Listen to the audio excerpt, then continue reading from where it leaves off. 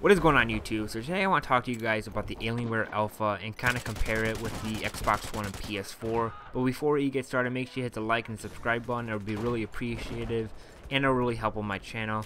And let's jump right into the topic. So the Alienware Alpha was announced at E3 this year.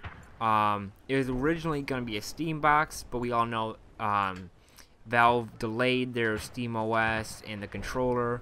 So Alienware wanted to make some money off this box that they were making, so they decided just to put Windows on it and then kind of make their own overlay over it, so it'll be compatible and work really easy without a keyboard and mouse, just your Xbox 360 that comes bundled in with this console-like box.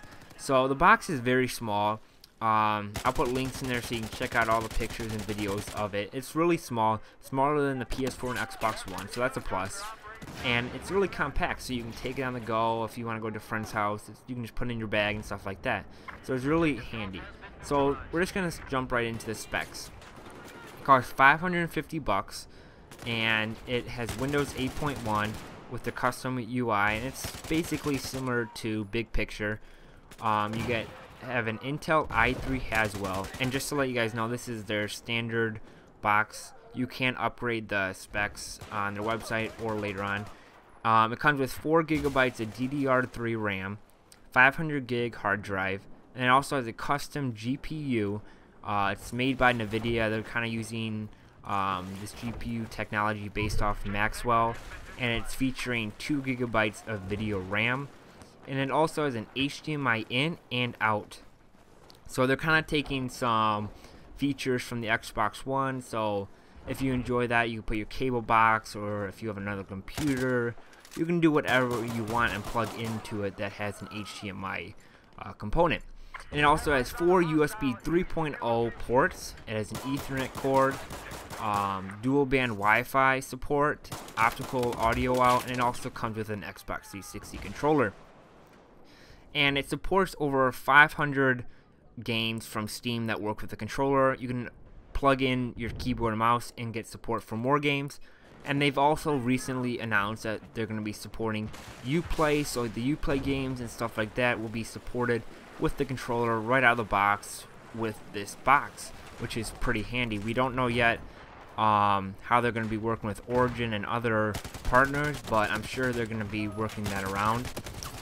And then they also promise, which is very interesting, that all the current games that are currently out, they're not counting future titles, will be running at 1080p 60 FPS. That's pretty promising for being a next-gen system.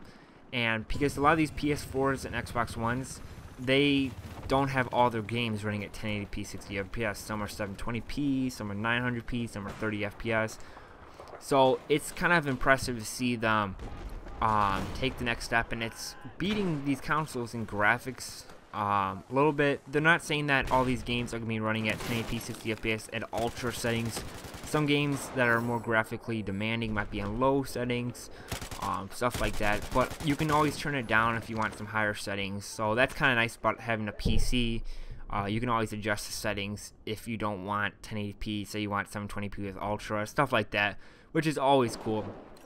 And then, as I mentioned before about the upgrades, you can upgrade it through Alienware first.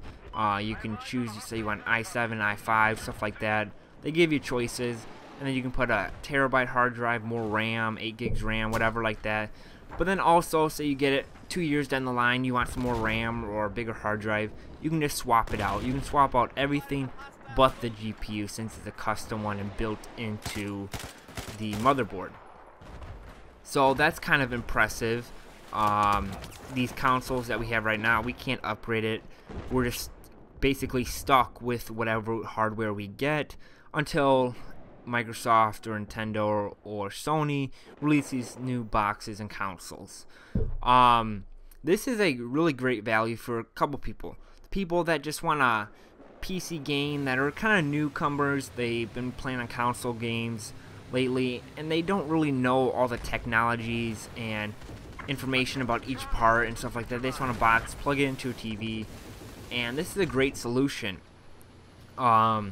And then it's also kind of nice for just like the kind of more casual people. They can just sit down on the couch, play their games, and get access to a big library.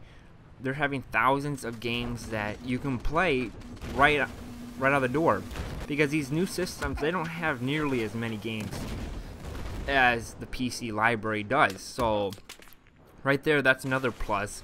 And if you want, you can always disable this custom UI and get standard Windows 8.1. So you can surf the web, you can do basically whatever. You can run video editing programs, which is really cool.